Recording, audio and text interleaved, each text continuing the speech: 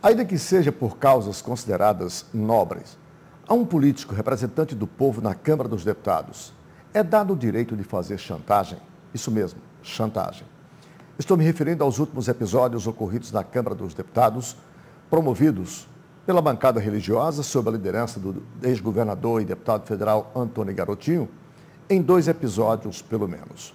O primeiro em relação à retirada dos chamados kits homofóbicos, oportunidade em que o deputado Garotinho, liderando a bancada religiosa, afirmou taxativamente: ou retira ou proíbe a distribuição desses kits, ou nós convocaremos aqui o ministro Antônio Palocci para explicar a sua riqueza. Na última semana, o deputado foi mais além. Disse: temos em mãos um diamante que vale 20 milhões de reais, referindo-se ao patrimônio estimado hoje do ministro Antônio Palocci. Ou vota a PEC de número 300, que prevê a instituição do piso salarial para os policiais civis e militares do país, ou nós assinaremos uma CPI para trazer aqui o ministro Antônio Palocci. E assim caminha o Brasil e a reação do Congresso Nacional, evidenciando a vulnerabilidade da presidente Dilma, não obstante a sua ampla bancada de apoio, aqui várias vezes já comentadas. E o PMDB, que se aproveita nesse instante desta situação para vulnerabilizar cada vez mais o governo da presidenta Dilma e para reivindicar, obviamente, os seus interesses. É para discutirmos as várias versões dessa crise política entre PMDB, base aliada e governo, que nós estamos iniciando mais uma edição do programa Visão Política pela FGF-TV, canal universitário 14 da NET e rede pública de televisão cearense. E trouxemos hoje as pessoas mais indicadas dentro da nossa equipe para discutirmos os vários ângulos dessas questões. O professor doutor Rui Martinho Rodrigues, doutor em História Política, que nos ajuda semanalmente a refletirmos sobre os temas aqui propostos. O também cientista político e professor Francisco Moreira, que analisa semanalmente para nós aqui os temas da política, da economia e da cultura. E o também professor, advogado e debatedor integrante da nossa equipe, Dimas Oliveira, que para o nosso prazer e do assinante, está de volta às discussões aqui semanais depois de uma ausência temporária. Eu sou Arnaldo Santos, peço a você, assinante, apenas um minuto para um rápido intervalo e já voltamos com mais uma edição do programa Visão Política.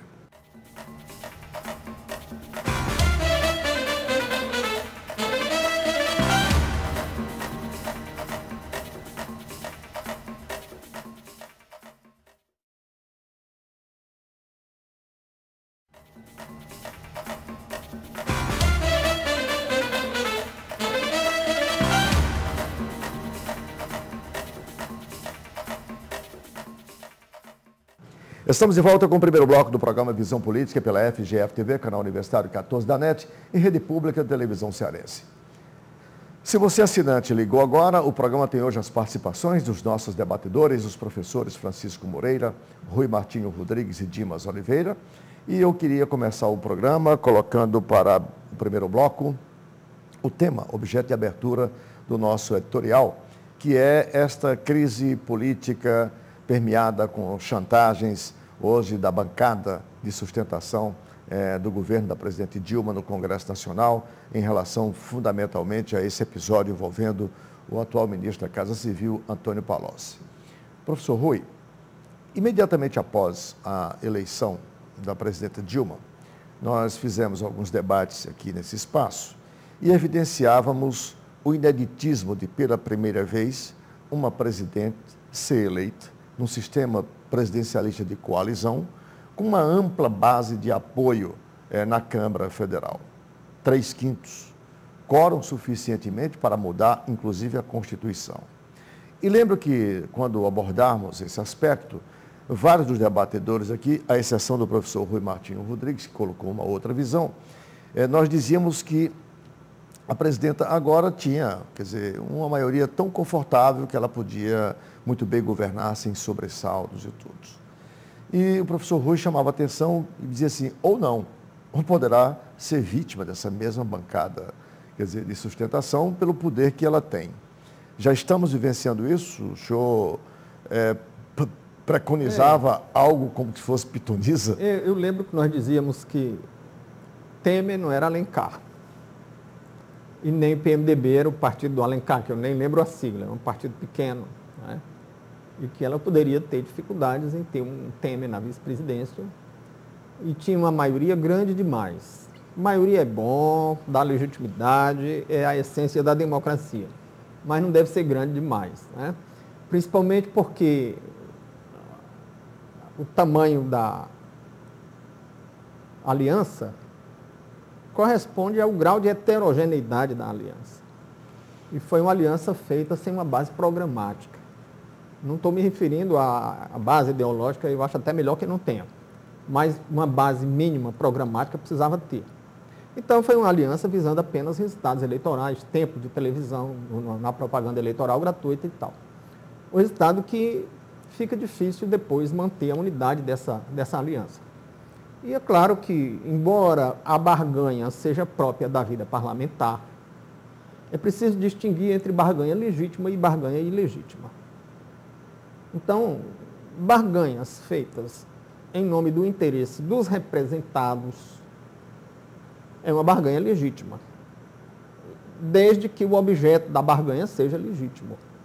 Não é?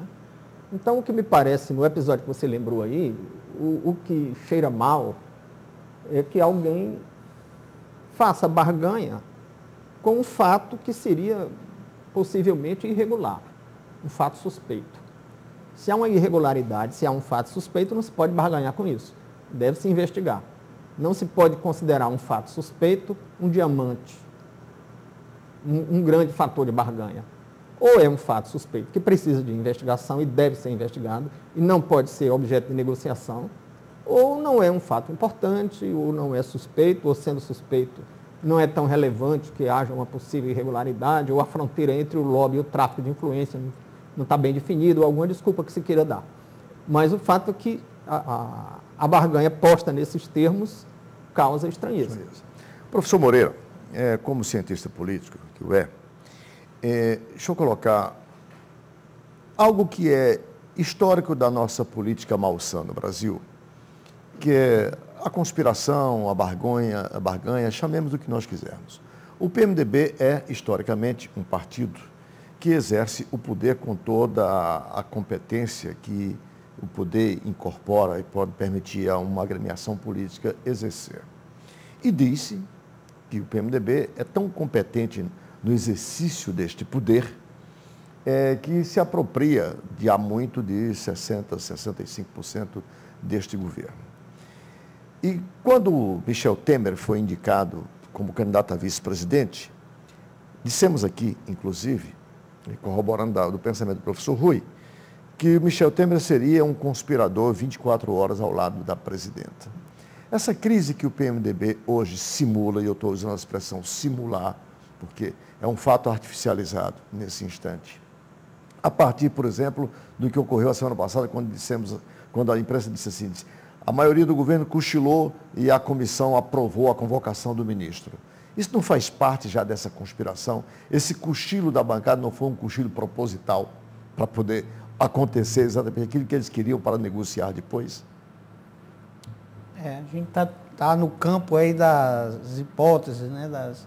Mas é possível, né? Quer dizer, o jogo que está ocorrendo nesse momento no Congresso Nacional é um jogo extremamente bruto, né? Para traduzir, é um jogo político, né? Talvez onde os aspectos morais deixem muito a desejar. Não é novidade por parte do Congresso Nacional, nem dos partidos, nem dos personagens. Tá certo? Quer dizer, historicamente, esses mesmos personagens, nas suas trajetórias políticas, têm mostrado que o caráter não é um elemento importante quando eles tramam, né, essa questão dos seus interesses políticos ou interesses dos seus grupos ou os interesses partidários. O PMDB, né, historicamente, foi um partido que sempre foi competente para usar o poder de acordo com seus interesses. E, às vezes, interesses que não são interesses, vamos dizer assim, coletivos, interesses que realmente sejam dos seus representados, mas interesses, né, dos seus grupos partidários. Né?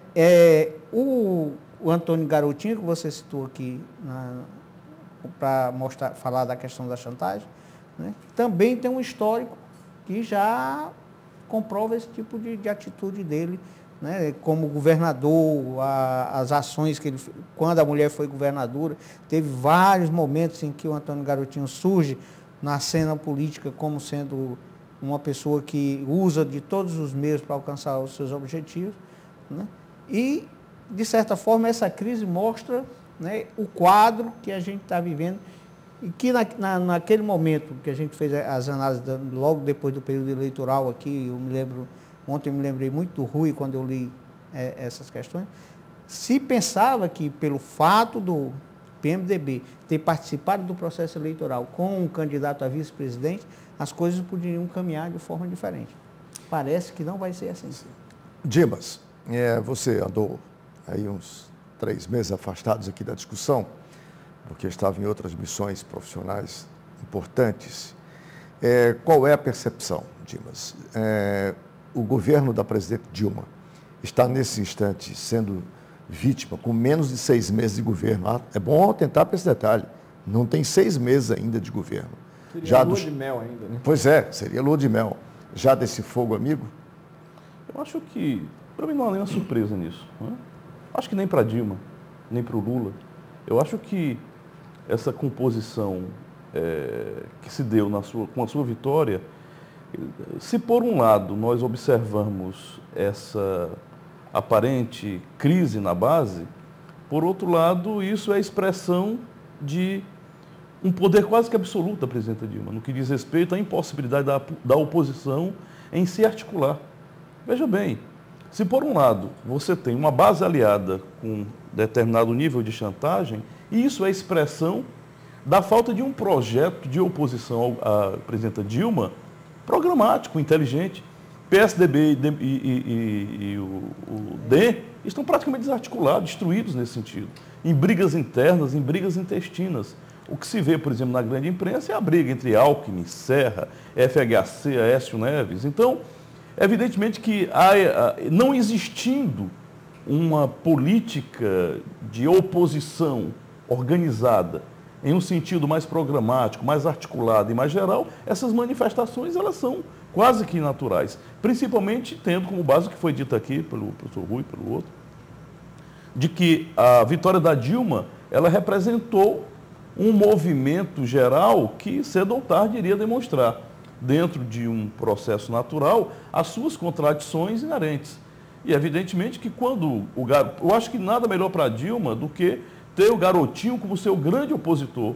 Ruim é ter um quadro respeitado nacionalmente, ruim é ter um partido articulado nacionalmente com ação programática clara contra o governo Dilma. Agora, ressalte, o Garotinho não é oposição. O Garotinho é da bancada de sustentação. Não, ele aproveitou um momento para fazer uma chantagem. Estou dizendo... Como a história política não havia registrado ainda. Né? Isso, mas os grupos de pressões que estão em relação a Dilma começaram a existir desde o início, porque ela tem uma característica completamente diferente do Lula. A orientação da Dilma, por exemplo, na incorporação dos cargos, foi uma orientação uma coisa quase que inusitada na ocupação de diversos cargos públicos com perfis técnicos, com a dificuldade imensa de se relacionar com essas bases, com esses grupos de interesses.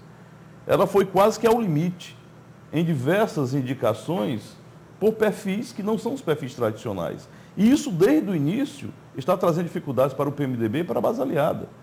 O próprio Michel Temer e outros são vítimas disso. Porque o fato dela ser presidente não significa o fato dela ter o monopólio dessas decisões, como muitas vezes as pessoas pensam, diante do sistema presidencialista. O Michel Temer é a expressão de um arco de alianças e ele tem poder concreto real como vice-presidente, juntamente com o Sarney, em diversos momentos. E é mais que legítimo que ele se articule em relação a isso. E tendo em vista uma presidenta que não se relaciona politicamente com o Congresso, eles encontraram agora um meio de fragilização e não é um meio qualquer. Eles estão utilizando a fragilização de um dos mais importantes quadros do governo Lula, que era um virtual candidato à presidência da República, que não deixa de ser uma alternativa sempre presente ao PT, que é o Palocci. O Palocci não é qualquer um. O que está em jogo não são 20 milhões. É o descredenciamento, por um lado, de um virtual candidato à presidência da República, de um quadro respeitado, inclusive pelo PSDB. Você vê que os primeiros bombeiros foram a direção do PSDB. Os bombeiros para ajudar Palocci.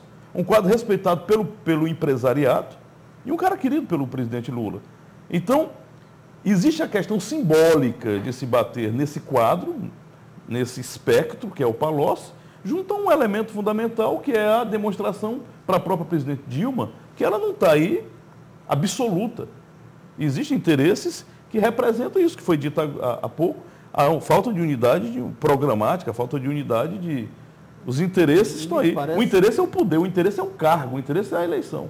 Eu ressalto um ponto da tua fala, Dimas. Nós também dizíamos aqui, até durante a campanha ainda, que se a Temer não era Alencar, Dilma não era Lula. Isso. Ela está mostrando uma grande inabilidade política. Além disso, tem um fator complicador. O ex-presidente, que disse que ia mostrar como é que um ex-presidente deve se comportar, está assumindo abertamente a tutela da presidência. Mais do que o garotinho com a esposa ou o Kirchner com a esposa na Argentina. Ele reuniu 12 dos 14 senadores do PT para estudar a crise sem a presença da presidência.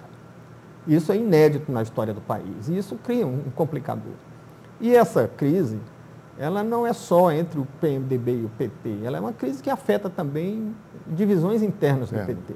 E o que você disse há pouco é verdade. Bom, há um fogo amigo em cima do Palocci, que é uma das figuras mais expressivas do partido. eu vou encerrar esse bloco, não sem deixar, já proposto como discussão para o próximo bloco, o seguinte, numa perspectiva da ciência política, o problema está nas pessoas, nos atores que são ruins, esses que estão aí compondo o Congresso, ou o problema está na forma de governar da presidenta? Porque, pela palavra de vocês, tem aí uma responsabilidade direta da presidenta ao querer exercer um poder com um certo absolutismo que não cabe num presidencialismo de coalizão. Um instante só e a gente volta.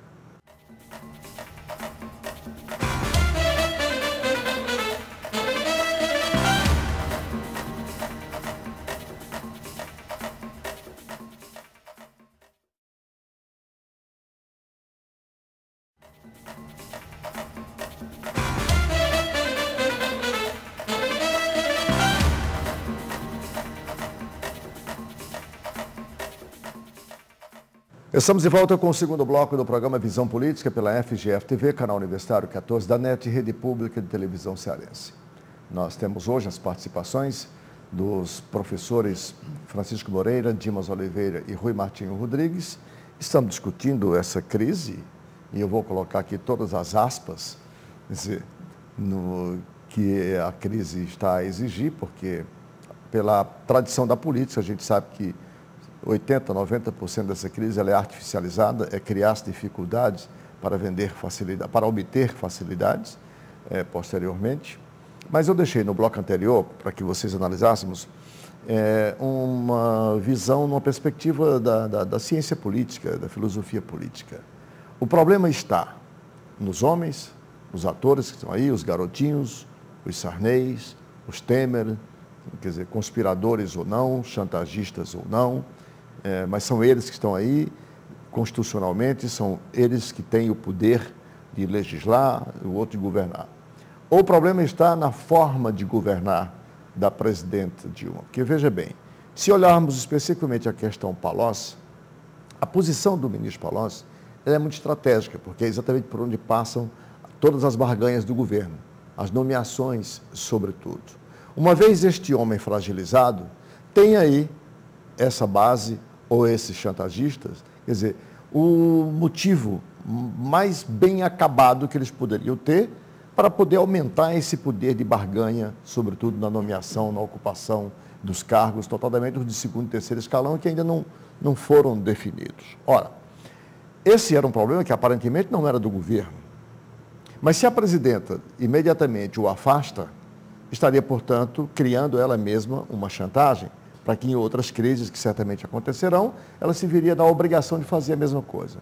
Se ela faz como fez, vem defender o seu ministro, então avoca para si um problema que aparentemente não seria dela.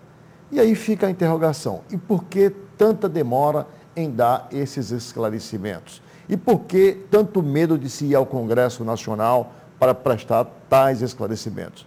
Basta lembrarmos que quando ele foi ministro da Fazenda, ainda no governo Lula, ele foi ao Congresso numa crise mais ou menos parecida e se ouve muito bem. Saiu de lá sem que ninguém dissesse nada com relação à sua postura, embora depois ele tenha caído. Professor Moreira, eu vou inverter. O problema é das pessoas que compõem o Congresso ou o problema é da forma de governar da presidenta? Acho que são as duas coisas. Você não pode separar as pessoas da ação política, né? Eu acho que as duas coisas fazem parte do mesmo processo. Eu, pessoalmente, acho que em qualquer crise, né, e também as nuances que essa crise vem adquirindo, eu acho que precisava uma posição clara da presidenta. A presidenta tinha que chegar e definir as coisas, né? Se vai afastar, por exemplo, para ouvir, né, isso é uma coisa que é comum, por exemplo, em governos democráticos, né? Alguém foi acusado de algo sério, afasta-se, né, esclarece e depois ele pode voltar para o governo. Eu sei que isso, né, é muito controverso. É muito difícil alguém sair do governo e retornar ao governo. Não existe essas duas mãos, né, mas principalmente no Brasil, né? Mesmo porque se ele foi taxado de desonesto, que foi enriquecido ilicitamente, que usou de má fé, que fez tráfico de influência, do que quer que seja, né? Isso aí, em termos políticos, não tem retorno, tá certo? É muito difícil você tratar disso, mesmo que ele seja inocentado por todas as instâncias, na instância política, ele foi maculado, não existe retorno nesse sentido, tá certo? Então acho que a ação, né, tem que partir da presidente. Você disse que ela saiu em defesa dele. Eu ainda não vi essa ação. Nem acho que ela não tem a habilidade política do Lula, que aliás era uma habilidade que era extremamente criticada, né? Eu vi muitas vezes, né, os jornais de uma maneira geral, articulistas, criticar, dizer que o Lula quando falava demais, estava muito presente na mídia, quando ele estava fazendo política. Tá certo? Isso é que é fazer política. Ela não, ela já tem uma ação mais técnica e muita gente estava adorando. Então, quer dizer, dizendo que o governo dela era diferente e tal. Agora, nesse momento é preciso que haja uma ação política. Tá certo? Ela tem que vir para a cena política, ela tem que negociar, é papel, um governo de coalizão, de diferentes interesses, e ela tem que estar presente na cena política. Dimas, para você, onde reside o foco da chamada crise, seja ela moral, ética, de governabilidade, seja ela qual for a crise? O fato é que nós estamos a debater, a mídia nacional e internacional está a debater. O problema está na cultura malsã, para ser educado com o nosso assinante, na tradição dessa política, com esses homens que estão aí desde a segunda metade do século XX definindo os destinos deste país, ou o problema está na ação de governo da atual presidenta, cujo perfil todos já ressaltamos aqui, é completamente diferente do ex-presidente. Como já foi dito, não vejo esse divórcio entre uma coisa e outra. Eu concordo plenamente com o Rui. Evidentemente que, para as camadas médias, é adorável o discurso que o problema está nos homens, né? Como eu não sou idealista, eu acho que não é a consciência que determina a existência, eu acho que a existência concreta são os interesses concretos, econômicos, inclusive, por trás do Congresso, que definem a ação desses homens, né? E não o inverso. Não é a sua formação moral que define isso. Essa história de carochinha não existe. Tanto é que, por exemplo, se aparentemente se tirou alguém da corrida presidencial francesa, os tabloides franceses indicam que talvez tenha havido uma movimentação nesse nível, por exemplo, na França. Quer dizer, no episódio do Strauss-Kahn. Isso quer dizer, então, de atentado à do ponto camareira. de vista das necessidades políticas, isso você pode ver esse movimento aqui em qualquer congresso do mundo. Né? Quer dizer, isso não é uma dádiva nossa. O que acontece fundamentalmente é o seguinte: Dilma é um nacionalista, sua origem é um PDT. Originalmente, Alceu Colares, que foi a primeira pessoa a vislumbrar nela alguma capacidade gerencial. O ex-governador Alceu Colares, um pedetista histórico do Rio Grande do Sul. Lula a observa, durante esses anos todos, como um quadro técnico de excelência. Por que Palocci é galgado essa posição? Porque Palocci é essencialmente a mediação clássica dos quadros que vieram da esquerda na gestão das coisas públicas na perspectiva do capitalismo. É um homem da Liberlu, Liberdade e Luta, uma das organizações trotskistas mais influentes ou dentro do PT em determinada época histórica, e foi o primeiro a fazer privatizações quando ele era prefeito. Daí cai nas graças do empresariado de São Paulo por ser a mediação entre um viés eminentemente revolucionário e uma ação extremamente pragmática no trato das coisas públicas. Daí ter galgado e ter tido a simpatia de diversos setores empresariais e daqueles que representam esses setores no Congresso Nacional. Evidentemente que quando ele assume essa posição de relevância no governo Dilma, é justamente por isso. É porque ele é capaz de fazer a mediação entre uma presidenta da República tradicionalmente interessada na resolutividade das questões, no que diz respeito à eficiência da máquina pública, e um homem que já teve a visão que ela tem do ponto de vista gerencial, mas ao mesmo tempo muito mais cultura acumulada, no trato com o Congresso Nacional. Por isso que esse homem é tão visado. Porque ele não está aí à toa. Poderia ser qualquer outro, mas é o Palocci. Não é um Disseu. O Palocci não tem a arrogância de um quadro burocrático tradicional da Você esquerda. lembra um episódio que foi historicamente a dificuldade da esquerda no mundo inteiro, que é a capacidade de estabelecer uma dialética entre o possível e o ideal. Isso. O imaginado por eles e tudo. Dentro, e ele faz isso. com maestria. Claro, dentro do Partido dos Trabalhadores, o Palocci é uma das expressões acabadas dessa possibilidade. Pode-se dizer que é essa possibilidade que o povo brasileiro vislumbrou a eleger a presidenta Dilma. Né? Agora, considerar, para mim, o que é importante do ponto de vista objetivo, não é o que aparece à margem. O que é importante é Belo Monte estar sendo construída, o que é importante são os interesses por trás do PAC, na construção dos estádios, na Copa do Mundo, porque o capital é aí que está. O elemento fundamental do poder concreto está fundamentalmente na realização concreta desse poder, que é a relação entre os recursos públicos e os interesses privados. E não o que a Folha de São Paulo, isso para a classe média isso é um prato, né? Que não tem o que discutir. Aí fica dizendo, a subjetividade tem aí, quer dizer, se você for para a universidade, os discursos todos estão. Qualquer professor vai dizer, não, é porque o Congresso Nacional e a nossa tradição patrimonialista está na cultura do povo brasileiro, está na cultura do Congresso brasileiro, né? Tem a ver com garotinho, não tem nada a ver com isso. Quando você. O Congresso Nacional não tem nada de novo e não tem nada de diferente dos diversos congressos que estiveram aí. Quando você tenta explicar na construção do seu raciocínio o simbolismo que está por trás do que representa o Palocci, por essa sua capacidade de fazer essa mediação, estabelecer aí toda essa dialética, basta lembrar, isso é real, basta lembrar que enquanto o presidente, quão difícil é para a esquerda fazer isso. Basta lembrar que enquanto o presidente Lula não foi capaz de fazer isso, ele perdeu seguidamente as eleições por 3 vezes. Só quando mudou essa postura, quando provou para o país que era capaz, né, de conciliar isso entre o possível e o idealizado, é que ele tornou-se a liderança que se tornou. E chamando a atenção também para um aspecto, o Palocci, ele não não existe um olhar, uma hegemonia de olhar com relação a ele dentro da própria esquerda. Dentro da própria esquerda há rejeições ao Palocci. Né? Justamente por causa dessa postura dele. Eu queria colocar, então, para que o professor Rui Martins também desse a sua visão, a sua percepção, nessa mesma perspectiva ainda da ciência política, da filosofia política, professor Rui. O problema está nas pessoas, o problema está na forma como essas pessoas agem politicamente no Brasil contemporâneo? Analisando por partes, nós temos o aspecto institucional. Temos um presidencialismo de coalizão, que toda a República foi assim, durante toda a nossa experiência republicana. mas que depois da Constituição de 88 agravou-se. Porque o presidencialismo de coalizão resulta de um quadro partidário muito fragmentado, onde fica impossível haver um partido ou uma pequena coalizão homogênea com maioria para sustentar o executivo.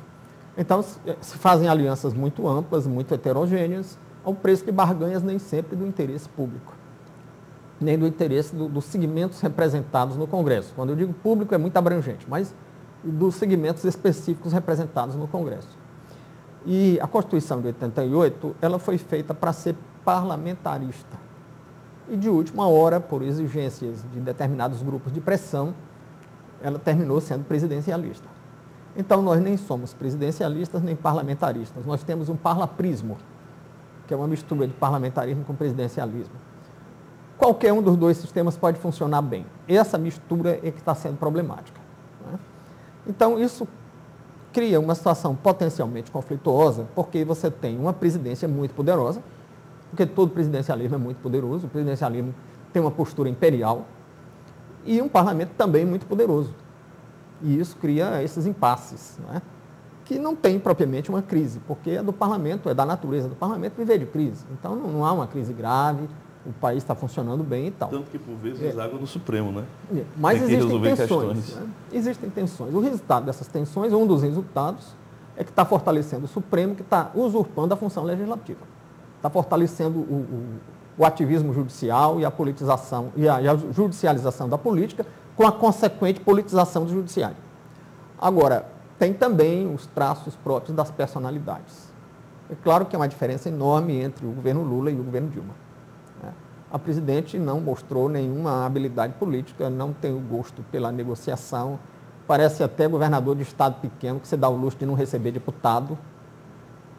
E lembra um pouco a arrogância do Collor, que caiu por isso, porque não prestigiou os parlamentares, e se ela começar a desprestigiar os parlamentares, é claro que não vai cair, porque aquilo foi uma exceção e tal, mas vai ter crises, muito amiudadas. Agora, com relação ao homem que está no olho do furacão, o Palocci é isso mesmo que foi dito aqui, é um homem que tem uma grande capacidade de interlocução, que se comunica com os vários setores do espectro político brasileiro. Mas também ele caiu na armadilha, né? Porque a política é mesmo para ser pragmática. Não estou aqui querendo fazer discursos idealistas, mas o pragmatismo tem limite. E no pragmatismo é o seguinte, se faz toda a patifaria em política. E se faz mesmo tráfico de influência, e se financiam campanhas mesmo fraudando licitações e superfaturando e tal. Mas quem cair na máquina de moer ossos, na máquina da hipocrisia, e a hipocrisia é um tributo que o vício paga à virtude, isso é secular, se arrebenta. Então ele está naquela situação que caberia repetir a frase que o Roberto Jefferson disse para o Dirceu. Roberto Jefferson disse: sai daí, Dirceu, antes que você complique a situação do presidente. Ele já devia ter saído de lá, se ele tivesse saído no primeiro dia, não tinha havido essa crise. O fato é que ele é um quadro importante e por isso mesmo é alvo de artilharia, como está se dizendo, mas também o fato é que ele tem uma posição indefensável. Ele multiplicou por 20 um patrimônio, não foi em 4 anos não, foi em 2 meses. Que é de outubro a dezembro, que é o período de arrecadação de fundos nas eleições. E é claro que ele é um consultor de Araque, ele não consulta nada. Ele é um homem que faz advocacia administrativa, tráfico de influência. Não estou querendo queimá-lo por isso, isso é da regra na política. Ninguém financia campanhas milionárias se não fizer isso. Mas quem cai na máquina, quem é pegado com a boca na botija, quem é flagrado, tem que sair do jogo. Isso aí já se fez com Roberto Arruda, e quando era o Roberto Arruda não havia compreensão. Essa máquina de moer ossos já se fez com inúmeros outros homens públicos nesse país, e ele agora vai passar pelo moedor de ossos. E a Dilma, se fosse mais esperta, dizia: rapaz, pede para sair. Ele já era para ter saído há muito tempo. Senão essa crise vai se prolongar. Até porque o Temer não é besta e dentro do próprio PT tem muito fogo amigo aí. Como é que você descobriu isso? É alguém do partido que está lá nos cargos, que não são só os quadros técnicos que estão cobrindo as posições dos cargos de confiança, que quebrou foi o sigilo fiscal dele. O sigilo fiscal dele, se for quebrado, vai mostrar alguma coisa extremamente absurda aos olhos de quem não conhece a política. O sigilo fiscal dele não está aberto? Não houve quebra de sigilo, não. A questão foi feita em São Paulo, pelo e foi em função da questão do Código Florestal. tá certo? Ele, no processo de negociação, ele estava sendo muito duro no processo, não cedia, né? Eu acho e que não, talvez... me permita uma pequena parte, eu acho que ele está sendo sacrificado no altar da presidente. Quem é duro é a presidente. Mas as informações foram as para a Prefeitura de versões São é nesse Paulo. sentido. Me permita concluir. Informação para a Prefeitura de São Paulo. Tem, pela não é fogo amigo, trajetória não. política dele, ele não é esse quadro da cintura dura. Pelo contrário, ele tem sido o homem do diálogo. Ficou com a cintura dura agora, porque está sendo o filtro da presidente. O que acontece é que ele está sendo um para-choque da presidente. A presidente é dura, a presidente não negocia, é intransigente, e ele é quem fala por ela e tem que assumir o ônus do desgaste dela. Assumiu o ônus do desgaste dela e se deu mal, agora ela bota outro para se desgastar também. O episódio do Código Florestal, ele é emblemático dessa discussão, porque... Dessa intransigência. Dessa intransigência, porque sabes que o Código Florestal, da forma como originalmente estava proposto, sem a emenda do PMDB, traria, no entender daqueles que desmatam, daqueles em nome da produção, né, das commodities brasileiras, traria muito prejuízo para eles, no entender deles, isso não é opinião minha.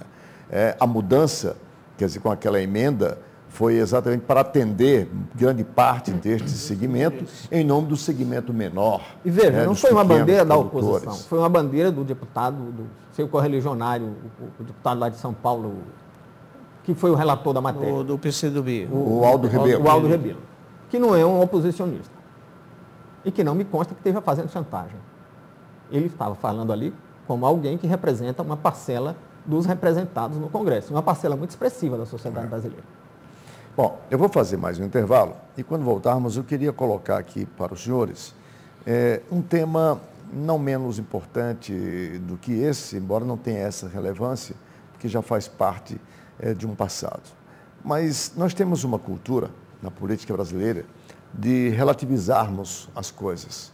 Tudo é menor dependendo dos interesses envolvidos na época correta. A semana que passou, o presidente do Congresso Nacional, o senador José Sarney, se envolveu numa pequena polêmica que, se não for o episódio Palocci, estaria hoje pautando a mídia, que foi a retirada dos quadros históricos do impeachment do ex-presidente Collor, da galeria do Senado, e que ele teve que voltar atrás e repor as mesmas peças, e disse a seguinte frase: este é um fato que não devia ter acontecido no Brasil. Olha, tomemos essa frase tem um simbolismo e tem uma importância histórica muito grande. É o ex-presidente José Sarney quem absolve depois o ex-presidente Collor, dizendo que ele ajudou a derrubar, dizendo que este fato não devia ter acontecido. Isso é um episódio menor para a história do país. Um instante só e a gente volta.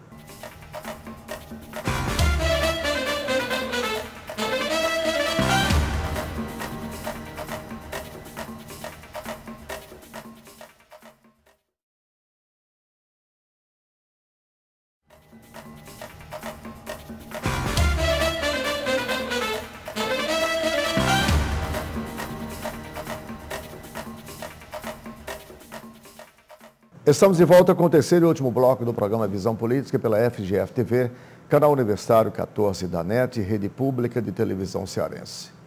Se você é assinante ligou agora, nós discutimos no primeiro e no segundo bloco essa crise, eu quero de novo colocar as aspas nessa crise envolvendo aí a PMDB, governo, ministro Palocci, e vamos agora colocar um tema que eu particularmente... Não sei se é pelo fato de ter estudado tão a fundo o episódio, valorizo tanto. Na semana que passou, o presidente Sarney inaugurou no túnel ali do Senado, que é um local reservado para exposições históricas dos principais acontecimentos da vida artística, cultural, histórica do Brasil, inaugurou uma exposição, deu uma de professor e fez uma aula para os estudantes lá de história, e notou-se, a imprensa notou a retirada dos quadros, dos textos históricos do episódio do impeachment do ex-presidente Collor.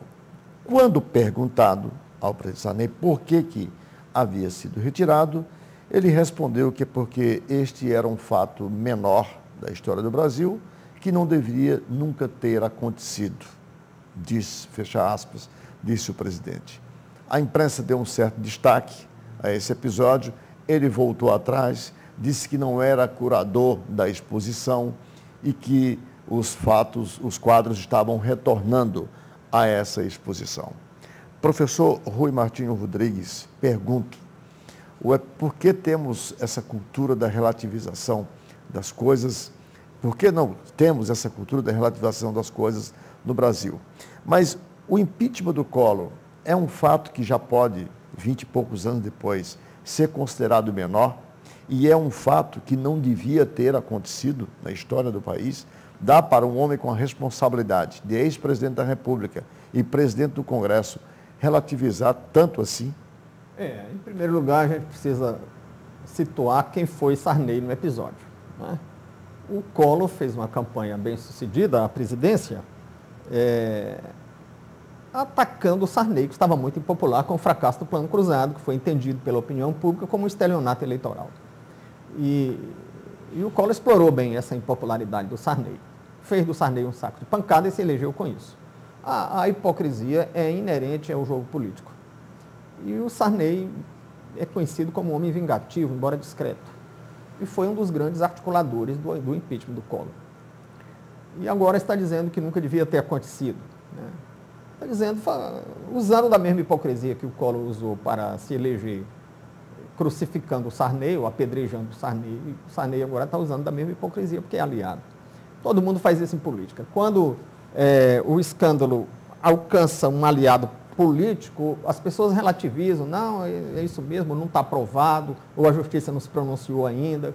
E quando é um adversário, as pessoas ficam indignadas e tal. É só você olhar, quem estava indignado com o Collor não se indignou com o Mensalão, quem não se indignou com o Mensalão se indignou com o Roberto Arruda e assim por diante, né? Agora, de fato, não devia ter acontecido. O impeachment é como a bomba atômica. O impeachment deve estar lá na Constituição, a previsão de impeachment. Mas quando você usa, é uma derrota, né? Porque o Congresso não é um fórum que tenha isenção para julgar. O Senado não tem isenção. Todo mundo que está ali é oposição à situação. E o Senado se transforma num tribunal. E julga um presidente. E julga o aspecto político. E julga fazendo esse jogo de hipocrisia que é próprio da vida política. E julga contrariamente a um presidente eleito legitimamente por maioria absoluta. Então, realmente, o impeachment é um instituto muito frágil, muito polêmico, muito complexo. Essa frase que eu usei de que o impeachment é como a bomba atômica, deve existir, mas não deve ser usado, é do constitucionalista gaúcho, que foi ministro do Supremo, Paulo Brossard, que tem um livro sobre impeachment escrito antes do impeachment do Collor, portanto, sem nenhuma influência relativa a qualquer interesse político ligado a esse episódio. Mas, de fato, o que houve ali? Houve uma série de interesses convergentes, o seu estudo mostra isso muito bem, você fez uma tipologia dos vários grupos políticos e sociais que interferiram no impeachment, e viu que foi uma função dos interesses desses grupos. Agora, magnificar a corrupção. Podemos até admitir que o impeachment não deveria ter acontecido e que foi um erro ter acontecido. Agora, não se pode, uma vez acontecendo, minimizá-lo do ponto de vista da história do país, ao ponto de retirá-lo do Congresso Nacional. Sim. Como exposição, como fez. E o Sarney, para dizer isso, eu acho que ele tinha todo o direito de dizer isso, mas ele devia ter mais habilidade, ele devia fazer uma autocrítica. Não, na época eu cometi um equívoco, ficava melhor. Né? Agora, se deve retirar ou não, também eu acho que não é problema. Porque não sei se o Congresso tem que ser um painel de exposição de todos os episódios políticos da vida pública do país. Ô Dimas, você foi vice-presidente nacional da UNE, essa que teve um papel determinante com os caras pintadas no processo de mobilização para a derrubada do presidente Collor, portanto, para sensibilizar, para pressionar o Congresso Nacional a decretar o impeachment. Essa frase do presidente Sarney, para mim, demonstra tão somente o seguinte: ele está a admitir que todo aquele movimento, seja dos estudantes, seja da mídia, seja da igreja e dos vários outros setores da sociedade brasileira que se mobilizaram, foi um movimento tão somente movido por interesses não legítimos e que, portanto, massa de manobra ao dizer que este é um episódio menor e que não devia ter acontecido. Como é que os senhores se sentem ouvindo isso do ex-presidente da República e hoje presidente do Congresso Nacional. Tem um livro do Marx muito interessante, Luta de Classe em França, em que ele, jovem jornalista, diz que depois que a Revolução Francesa explodiu, né, a população de Paris dizendo começou o governo dos trabalhadores e em um bar francês, 2 banqueiros se revezavam no vinho e um olhou para o outro e disse assim, começou o nosso reinado. Aí o Marx bota ponto. Estava aí traído o segredo da Revolução. Para um homem como Sarney, que entendeu, por exemplo, num momento importante da vida nacional, a importância de se relacionar com o hipócrita do Tancredo, que eu convivi com Prestes, que tinha nojo dele. Depois de milhões de brasileiros nas ruas, Golbery entende que não dá para fazer eleição direta senão entre Brizola. Quem estava articulando o colégio eleitoral, juntamente com Golbery? O mesmo Sarney. E o Tancredo perguntou como é que eu vou ser presidente da República de maneira indireta depois de milhões de brasileiros no meio da rua. E o Sarney e o Golbery chegaram para o Tancredo e disseram, você não imagina quem estará do outro lado. Maluf, né? Virou até verbo roubar, malufar. E depois que jogaram o Maluf, o povo brasileiro engoliu as eleições indiretas como um passeio. Estamos falando então dessa oligarquia, desse segmento político extremamente culto, hábil e cínico, como o professor Rui há pouco falou. O cinismo é a expressão disso. Quando o Sarney faz isso, ele revela o segredo da Revolução. Quem dirigia a União Nacional dos Estudantes? O PCdoB. Esses setores, ao observarem a arrogância do Collor e a não compreensão do Collor que o Brasil não é Alagoas, tiveram que encontrar um meio de sacá-lo de lá, imediatamente. Enquanto que a sua prima estava percorrendo a Europa, tentando acordo com o FMI, estava lá o seu parente fazendo um caixa 2, sem a participação de setores importantíssimos do Congresso Nacional. Certo. Imagina que o elemento jurídico fundamental foi um Fiat Elba, parece que começou o aspecto mais formal, foi o negócio de um carro, Elba. Então o que eu quero dizer é o seguinte, o Sarney sabe efetivamente que os meios de comunicação foram utilizados para manipular e para jogar a opinião pública dentro de uma dimensão, de uma moral que eles não têm, aí eu concordo com o professor, não tem, eram os seus interesses imediatos que estavam sendo conspurcados pelo governo Collor, e deram a prova para o Collor. Eles disseram assim, é o seguinte, você é presidente nosso. Você tem que ter uma relação com o Congresso de maneira mais aberta e mais direta. Sacaram ele do poder imediatamente. E os movimentos sociais foram como sempre fizeram, historicamente.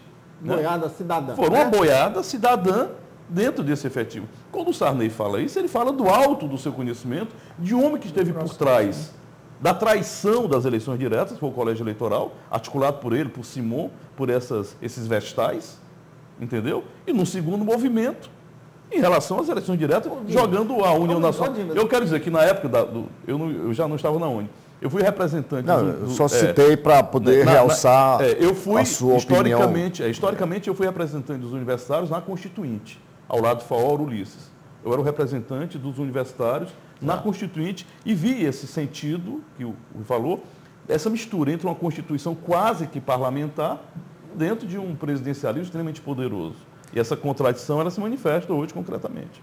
Uma coisa são os episódios do momento, quer dizer, que levaram a toda a mobilização e o processo.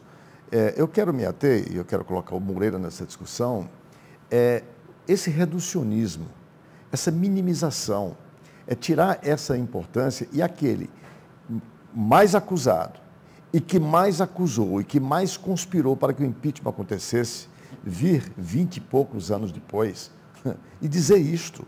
Este é um episódio menor da história. Tem 20 anos ainda. Pois tem 18 anos. Tem 18 anos, eu até me perdi aqui na data. 1992, 2011, estamos no 19º ano. A maioria dos atores está viva. Toda, com excesso do Ulisses, Brizola, né, mais 2, assim então. Moreira, pode-se admitir isso? Isso é chamar a todos e cada um de nós brasileiros de quê? De massa de manobra, de idiotas, né? Boiada de quê? boiada cidadã. Isso é um aspecto importante, né, em relação à questão do... É claro que ele ficou incomodado em colocar a história de um par seu, que é o senador Collor, que hoje está na base aliada do governo, explicitar aquele episódio que foi a sua renúncia. Mas eu só quero lembrar que, enquanto que no Brasil isso causa espécie, como outras coisas mais, o povo alemão até hoje expõe as suas cicatrizes em todos os metrôs. Não há medo de se expor à história. Não é? Moreira. Pronto. Agora eu acho que o Dimas colocou muito bem, né? É muito a história de que quem está por trás, quem conhece o processo, né? No momento, num ato falho, vamos dizer, explicita o que aconteceu. Mas isso não é novidade na história do Brasil. Se você pega, por exemplo, boa parte da documentação sobre escravidão, por exemplo, no Brasil... Essa percepção na época, Moreira, né? Ou tu estavas indignado com a corrupção do Collor? Está entendendo? Na época da questão da escravidão do Brasil, toda a documentação, por exemplo, o Rui Barbosa mandou queimar. Porque era como se fosse uma mancha na história do Brasil. Vamos apagar a mancha como? Queimando a documentação. Tá certo? Então, quer dizer, de certa forma, quer dizer, num outro momento, não tem uma relação, mas você pode fazer, né? Quer dizer, esse tipo de relação, né, pode acontecer. Quer dizer, o fato de quem está no processo por exemplo, o Collor, por exemplo, a queda do Collor, para mim, se eu fosse, eu atribuía boa parte da cola à Globo. A Globo, por exemplo, usou, francamente, a história dos caras pintadas claro que foi uma utilização. Agora, Moreira, o que eu estou querendo colocar na discussão, como disse, não são os fatos lá em si que levaram às ações. O que eu estou querendo colocar em discussão é como é que uma pessoa que tem sobre seus ombros a responsabilidade histórica de ter sido presidente da República, o mais acusado para que quem caiu se tornasse presidente, o que mais conspirou para que esse episódio acontecesse. Eu fazia a pesquisa na época, as pessoas sabem, minha tese de doutorado é sobre o impeachment, examino o fenômeno político, e dentro do Congresso, Rosiane Sarney, amando do seu pai, José Sarney, com uma caderneta, colocando o nome de cada um dos colegas, pedindo tudo para que eles assinassem por impeachment. Eu vi isto muitas vezes. O próprio senador Sarney, quando eu o procurei para entrevistá-lo por 2 vezes no episódio, ele disse para mim: meu caro professor, meu caro jovem professor, foram essas expressões que ele utilizou, se você me permite, eu não gostaria de falar sobre esse episódio. Esse é um episódio em que os atores estão todos aí vivos e eu teria que trazer verdades que efetivamente poderiam ter outras implicações. E fez um vaticínio. Amanhã, o ex-presidente Collor poderá estar aqui nesta casa, quer dizer, como meu colega de Senado, ele parece que estava prevendo e por isso não falou. Não é besta, não. É o único depoimento que eu não tenho, quer dizer, na tese, é o dele, dos importantes que eu poderia colher. Quer dizer, e vem hoje agora, um homem que teve toda essa postura, minimizar esse fato, reduzir esse fato a algo menor para a história do Brasil. Essa é a inquietação que me parece deve inquietar a academia, né, os intelectuais, a sociedade brasileira como um todo. Na verdade, não é questão de... ele não minimizou porque não dá para... É um episódio importante da história do Brasil, não há como você minimizar. E mesmo, quer dizer, nem sempre, e é isso que eu acho que é importante, nem sempre o que se apresenta é a verdade. É o verdadeiro, é sempre uma versão. Eu acho que a dificuldade do Sarney de estabelecer uma ponte concreta entre um fato que foi importante, sim, é estabelecer o que está por trás dele. Ele pode dizer, o impeachment foi importante, não pelos fatos que é mídia e que vocês acreditam. Como ele não está e não se sente autorizado de explicitar que os interesses foram interesses eminentemente econômicos e de determinados grupos, então, pelos fatos que ele considera que são os menores, os menos plausíveis, ele se isenta. Professor Rui, aqui na roda, você é o historiador. Enquanto Auschwitz, que é o símbolo do maior crime perpetrado contra a humanidade pelos alemães... É preservado como memória, né? É preservado como memória e o mundo inteiro, todos os anos, é convidado a visitar aquele local... com as manifestações, né? Não pode ser esquecido. Por que temos a cultura de tentar esconder, apagar a nossa história, a nossa memória?